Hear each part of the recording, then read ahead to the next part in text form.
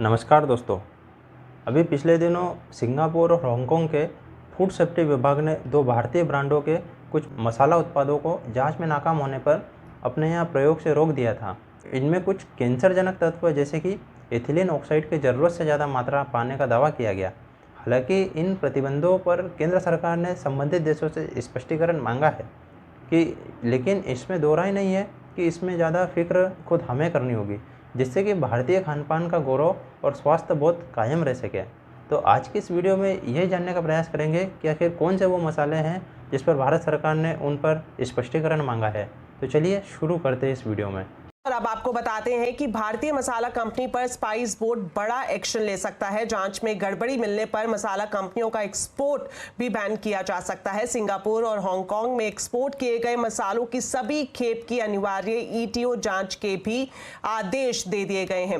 बिल्कुल, देखिए, जिन मसाला कंपनियों में खतरनाक केमिकल पाए गए हैं और जिसकी वजह से हांगकांग और सिंगापुर ने उनके प्रोडक्ट के इंपोर्ट पर बैन लगाया है, उस पर अब स्पाइस बोर्ड ऑफ इंडिया ने जांच का ऐलान किया है। लेकर स्पाइस बोर्ड ऑफ इंडिया ने कहा है कि अब सभी जितने भी मसाला हैं, खासतौर से इन दोनों कंपनियों के, इनके सभी खेपों की मैंडेटरी ईटीओ की जांच की जाएगी। तो कुल मिलाकर अभी स्पाइस बोर्ड एक्सपोर्टर के साथ सलाह मशवरा कर रहा है और कोशिश ये कर रहा है कि देश में भी जितने मसाले बिकते हैं और कंपनियां जो प्रोडक्ट बनाती हैं वो भी ये इस तरह के जांच से गुजरें और एक सेफ प्रोडक्ट के तौर पर एक तरह से कहें तो ये भारत से एक्सपोर्ट जाए। और विदेशों में इस तरह की चीजें अगर भविष्य में पाई जाती हैं तो उन कंपनियों के खिलाफ कार्रवाई की जाएगी और उनके एक्सपोर्ट को भी बैन किया जा सकता है। शुरुआत में थोड़ा मसालों के बैकग्राउंड पे थोड़ा जाते हैं। 15वीं सदी के आखिर में पुर्तगाली नाविक वास्को डी गामा जिन सुगंधित मसालों की खोज में यूरोप से एक व्यापारिक मार्ग पर निकला था, वह उसे केप ऑफ गुड होप यानी अफ्रीका के दक्षिणी कोने से होते हुए भारत ले आया था। और इस तरह वास्को डी गामा ने भारत की खोज ही नहीं की थी, बल्कि भारतीय मसालों को दुनिया भर में पहुंचाने जैसा महत्वपूर्ण काम किया था। भारतीय मसालों की धूम दुनिया में सदियों से रही है और इसी के बल पर विश्व भारतीय खानपान के मुरीद रहा है। लेकिन इधर जब से यह खबर आई है कि कुछ भारतीय मसाला कंपनियां एवरेस्ट और एमडीएच के कुछ उत्पादों के प्रयोग पर सिंगापुर और हांगकांग में रोक लगा दी गई है, तो यह हमारी प्रतिष्ठा धूमिल होती दिख रही है। हालांकि इन प्रतिबंधों पर भारत सरकार ने संबंधित देशों से स्पष्टीकरण जरूर मांगा है, लेकिन इसमें दो राय नहीं है कि इससे ज़्यादा फिक्र खुद हमें ही करनी चाहिए।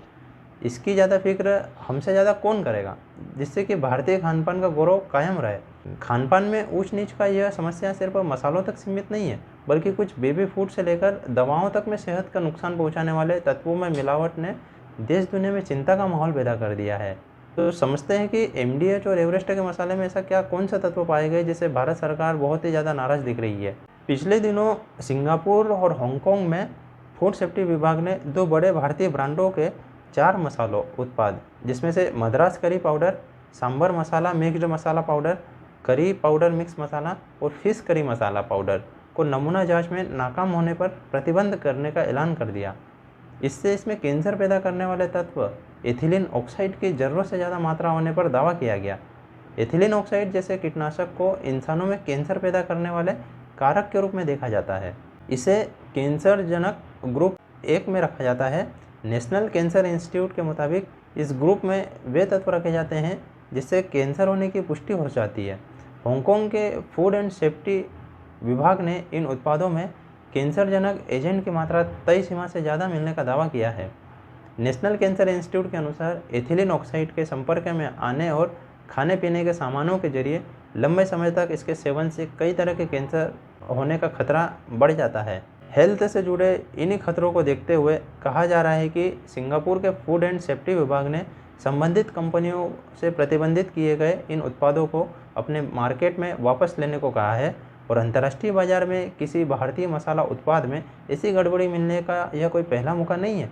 पिछले वर्ष अमेरिका के फूड एंड ड्रग एडमिनिस्ट्रेशन यानी एफडीए ने भी एक नामी भारतीय मसाला कंपनी से अपने कई उत्पाद वापस लेने को कहा था। एफडीए के मुताबिक उक्त भारतीय ब्रांड के मसाले में सैल्मोनेला नामक हानिकारक बैक्टीरिया की मौजूदगी पाई गई थी। सोचा जा सकता है कि जब निर्यात किए जा रहे खाद्य पदार्थों में हानिकारक तत्वों की मौजूदगी को लेकर कुछ कंपनियां सचेत नहीं हैं, तो फिर देश के भीतर बेचे जा रहे उत्पादों में वे कितना सतर्कता बरतती होगी, जरा सोचिए।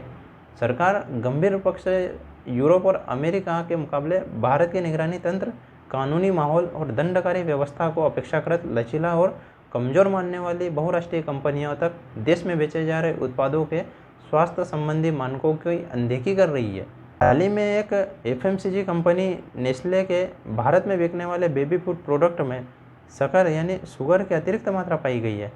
वही आपका नेस्ले सेरेलैक। हाल में स्विट्जरलैंड के international baby food action network ने अपनी एक रिपोर्ट में दावा किया है कि बहुराष्ट्रीय कंपनी नेस्ले भारत सहित एशिया और अफ्रीका के कई देशों में बिकने वाले बच्चों के दूध और सेरेलैक जैसे बेबी फूड प्रोडक्ट में अतिरिक्त शक्कर और शहद मिलाती है। हालांकि इस रिपोर्ट के प्रकाशन के बाद उक्त कंपनी ने कहा है कि वह स्थानीय कानूनों और अंतर्राष्ट्रीय मानकों का पालन करती है, लेकिन खाद्य पदार्थों में विटामिन, खनिजों और अन्य पोषक तत्वों के साथ उसमें खतरनाक रसायन और अन्य तत्वों की उपस्थिति को लेकर ज़्यादातर कंपनियां पारदर्शी नहीं है।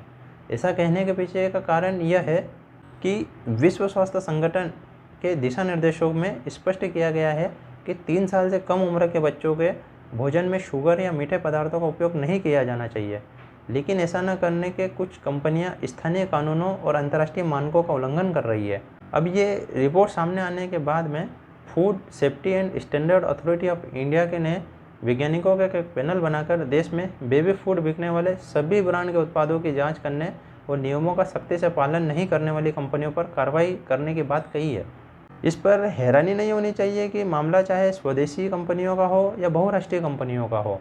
अमेरिका, यूरोप के मुकाबले एशिया और अफ्रीका आदि गरीब और विकासशील देशों में बेचे जा रहे उनके उत्पादों की गुणवत्ता में ज़मीन और आसमान का फ़र्क दिखता है। कोई उत्पाद अमेरिका और यूरोप में बेचा जा रहा है कि किसी गरीब एशियाई देश में, कंपनियां इस आधार पर भेदभाव बरतती है कि बेबी फूड प्रोडक्ट का उदाहरण के तौर पर ले तो रिपोर्ट में नवजात बच्चों के लिए बेचे जाने वाले मिल्क पाउडर में औसतन 2 ग्राम शुगर एशियाई और अफ्रीकी देशों में मिला पाया गया है, जबकि इसी उत्पाद को स्विट्जरलैंड और जर्मनी, ब्रिटेन और फ्रांस आदि यूरोपीय देशों में जांचा गया तो वहाँ इसमें शुगर की मात्रा नहीं मिली थी। उल्लेखनीय है कि नवजात बच्चों के खानपान में शुगर शामिल होने से इसमें BP, हार्ट अटैक, डायबिटीज़ और अल्जाइमर जैसे रोगों का खतरा बढ़ जाता है। इसमें उनमें इम्यूनिटी क्षमता घट जाती है, दांतों में सड़न पैदा हो सकती है और मानसिक सेहत पर बुरा असर हो सकता है। यही वजह है कि यूरोप और अमेरिका में नवजात बच्चों में खाद्य पदार्थों में शक्कर के इस्तेमाल की इजाज़त नहीं है। इस मामले में कमजोरी स्थानीय कानूनों की भी है।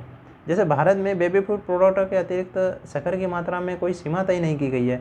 ऐसे मामलों को नियंत्रित करने वाली संस्था FSSAI यानी खाद्य पदार्थों में सिर्फ प्रोटीन, फैट, कार्बोहाइड्रेट, आयरन और जिंक जैसे माइक्रोन्यूट्रिएंट और विटामिन C, D की मात्रा की जांच करती है।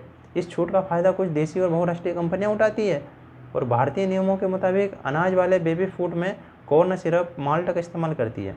सेहत के लिहाज से इस अंतर को खतरनाक मानने वाले विशेषज्ञों का मत है कि न सिर्फ विदेश भेजे जा रहे खाद्यान्नों और अनाजों और मसालों की गुणवत्ता के मानकों को लेकर इसमें सख्ती दिखानी होगी, बल्कि इनसे जुड़े स्थानीय कानून, नियमों और निगरानी के उपायों में भी कड़ाई बरतनी होगी ताकि लोगों की सेहत के खिलवाड़ न हो सके।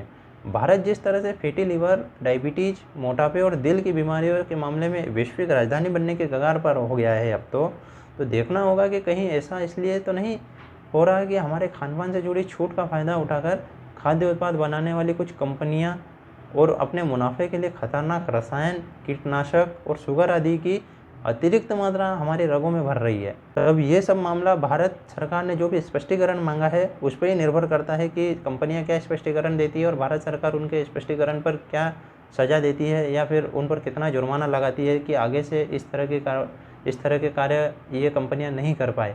और जो उनके मानक पैमाने यूरोपीय देशों और अमेरिका के लिए हैं वही अफ्रीका और एशियाई देशों के लिए भी कोई मानक पैमाने अपनाते हैं या नहीं, ये तो आने वाले वक्त में ही पता चलेगा। लेकिन आप इन सारे प्रोडक्ट का इस्तेमाल करते वक्त सावधानी रखिए, उनके पैकेज लेवल पर पढ़िए कि क्या चीज़ें उनमें ज़्यादा मिलाई गई है और क्या चीज़ें ज़्यादा नहीं मिलाई गई है। आप लगातार इसी तरह मेरे वीडियो से जुड़े रहने के लिए आप मुझे मेरे चैनल पर सब्सक्राइब कीजिए। धन्यवाद।